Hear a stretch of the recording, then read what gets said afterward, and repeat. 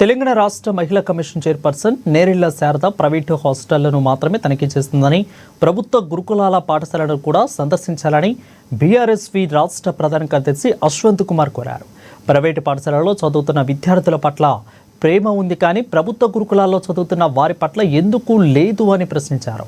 ఇక ప్రైవేటు పాఠశాలలపై తనిఖీలు చేయడం అభినందనీయమన్న ఆయన ప్రభుత్వం నడుపుతున్న పాఠశాలల పట్ల నిర్లక్ష్యం వహించడాన్ని విమర్శించారు. సామాజిక మాధ్యమాల్లో హైలైట్ కావాలనే ఉద్దేశంతోనే వీడియోలు తీస్తూ కేవలం ప్రైవేటు పాఠశాలలకే పరిమితమవుతున్నారని ఆరోపించారు. ఇప్పటికైనా ఆమె ప్రభుత్వ పాఠశాలలు గురుకులాలను సందర్శించాలని, టీఆర్ఎస్వి ఆమెతో కలిసి వెళ్లేందుకు సిద్ధంగా ఉందని అన్నారు.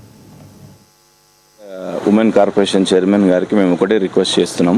ఆమె ఎంతసేపు ఉన్న ఈ ప్రైవేట్ సంస్థలు, కార్పొరేట్ సంస్థల మీదనే ఆమె ఇంట్రెస్ట్ చూపిస్తుంది.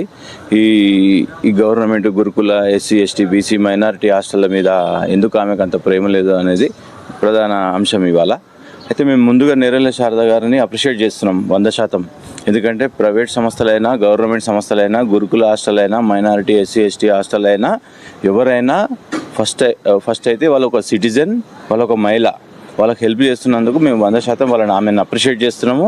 ఆమెకు భవిష్యత్తు ఆమెకు మంచిగా ఉండాలనేది కూడా మేము మా పార్టీ తరఫు నుంచి కూడా మేము ఏమైనా ఇంకా ఉపయోగపడాలంటే 100% ఆమె కోసం ఉపయోగపడతాం. కాకపోతే ఆమె ఎంతసేపు ఈ ప్రైవేట్ సంస్థలు, కార్పొరేట్ సంస్థల మీదనే మొగ్గు చూపిస్తుంది తప్ప అక్కడున్న పిల్లల మీద ఎందుకంత ప్రేమ, ఇక్కడున్న పిల్లల మీద ఎందుకంత కోపం? గురుకుల, ఎస్సీ, ఎస్టీ, బీసీ, మైనారిటీ హాస్టల్లో ఉన్న విద్యార్థుల మీద ఎందుకు పట్టించుకుంటలేరు? అక్కడ ఎప్పుడు ప్రైవేటు, కార్పొరేట్ సంస్థల మీదనే ఎందుకు ఇంట్రెస్ట్ చూపిస్తారు? అక్కడ చూపిస్తేనే మీకు రేటింగ్స్ పెరుగుతాయా? మీ యూట్యూబ్ కానీ, ఇన్స్టాగ్రామ్ కానీ ఏది రీల్స్ చూసినా మేము సెర్చ్ చేసినాం 2 రోజుల నుంచి. సెర్చ్ చేస్తే ఎక్కడ గురుకుల హాస్టల్ ఒక్కటి లేదు, మైనారిటీ హాస్టల్స్ ఒక్కటి లేదు, ఏ హాస్టల్స్ లేవు. ఏమున్నా మీరు ఏ హాస్టల్ ఓపెన్ చేసి చూసినా, మేము మీది హిస్టరీ ఓపెన్ చేసి చూస్తే మొత్తం Narayana college, Chaitanya college, SRDG college, ఏమున్నా ప్రైవేట్ సంస్థలే. గవర్నమెంట్ సంస్థల మీద మీకు అస్సలు ప్రేమ లేదు 100%.